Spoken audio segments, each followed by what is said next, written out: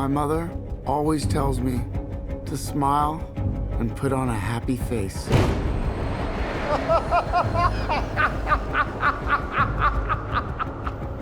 What's so funny? When I work with the director, I just want somebody that has a singular vision and a really unique take on the material. The movie is purposely set in the past. In my mind, it was always New York City, 1981. What did that look like and what did that feel like? And it was a very run-down, broken-down city. And that was exciting to us as a place to put this character. We're in the midst of a trash strike. Social services are being cut, which affects people like Arthur. I don't think you ever really hear me. You just ask the same questions every week. What does it feel like to be somebody like that in a world that lacks empathy?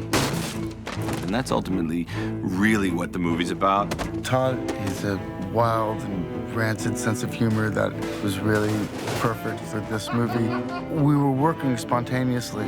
You really couldn't figure everything out in advance. And so you need a director that thinks that way. And I've never really worked with somebody who is so open to shifting as the story needs it. Nobody could have made this movie but Todd.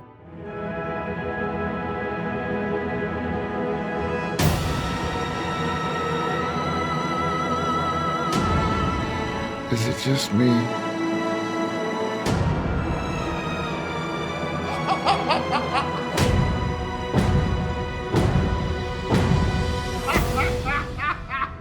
Or is it getting crazier out there? Send in the clowns.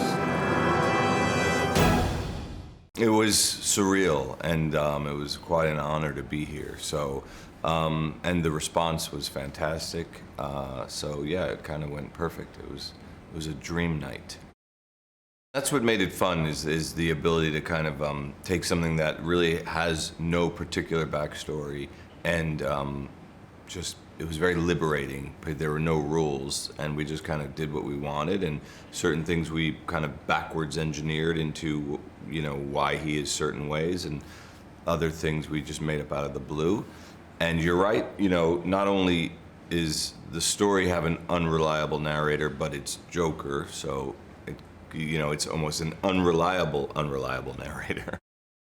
We meet a guy who is, you know, someone who has been told his whole life that his purpose is to bring laughter and joy to the world, and he believes it, and he's sees himself as this put upon sweet soul in a city full of harsh people.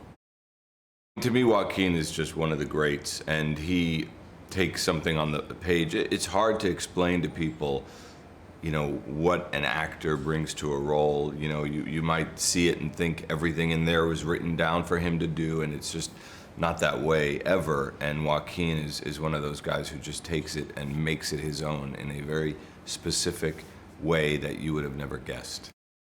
This was my first time with Joaquin, and it was intimidating at first because I hold him in a special place, but I quickly got over that, and we got along really well, and I think it was a very intense collaboration. Robert De Niro plays a guy who's been on the same talk show probably for 30 or 35 years. His name's Murray Franklin. He's a kind of typical American talk show host, a little bit vapid and a little bit shallow and just sort of there every night to make an audience laugh. And Arthur, who's somebody who has severe father issues, meaning he's always looking, for a father figure, really sees Murray as that. Zazie and Frances Conroy, who's just plays his mom, and I think is just so beautiful and simple in what we needed her to do, and Zazie, who plays somebody that Arthur knows and has a relationship with, so to speak. Well, one of the fun things about doing these kind of movies is, again, the interpretation, like taking something that people know and putting your own spin on it. So for us, Gotham wanted to feel as real as possible. And the movie in general, we kind of ran everything through a very realistic lens. So it's a broken down city it's a city of broken dreams, let's say that. And it's on its last legs, you know, and we wanted that to kind of, the film to feel like that. Movies are a giant collaboration. It's obviously not just the actors, but the cinematographers, which is a guy I've worked with for 6 or 7 movies now, Lawrence Sher. Mark Friedberg is the production designer. He grew up in New York in the 70s and 80s, and that was where we were kind of paying homage to. So he had old photos, and you know, we would go through things and talking about the look. So yeah, we had an amazing team on this film. I think directors have a lot of tools with which they paint a picture, and music has always been a huge one for me. Hildur Guðnadóttir, this Icelandic composer, she lives in Berlin now, but she's from Iceland.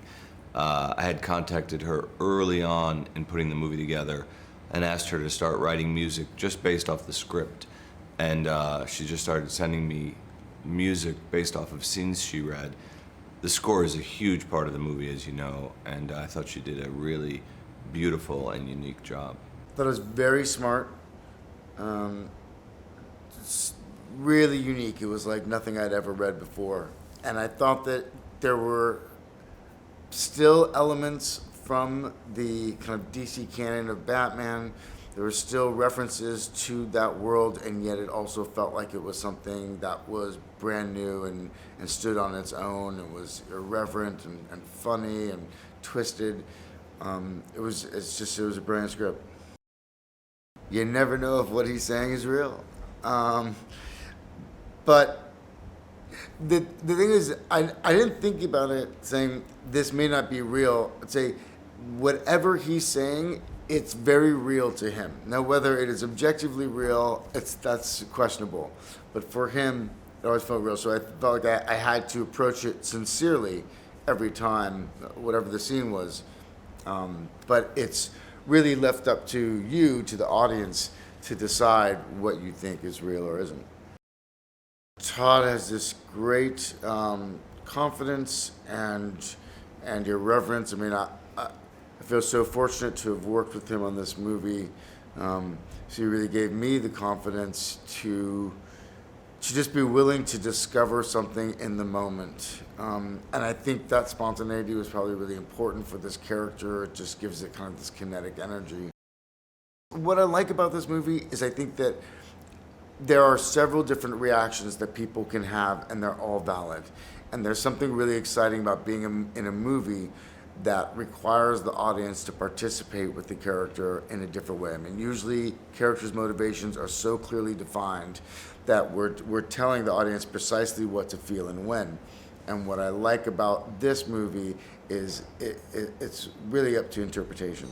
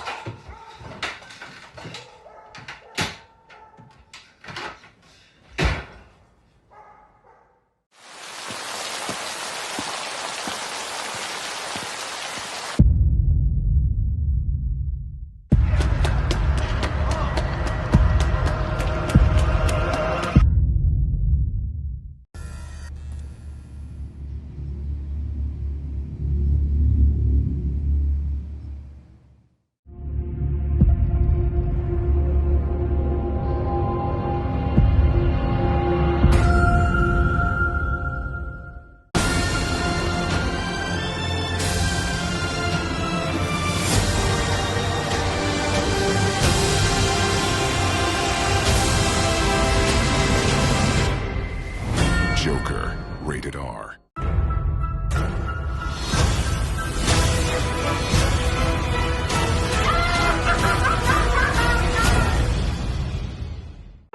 Everybody's telling me that my stand-up's ready for the big clubs.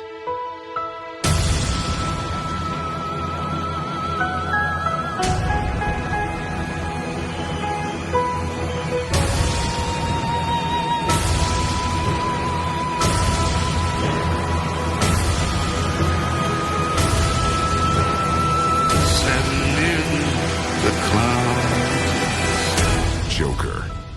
Rated R.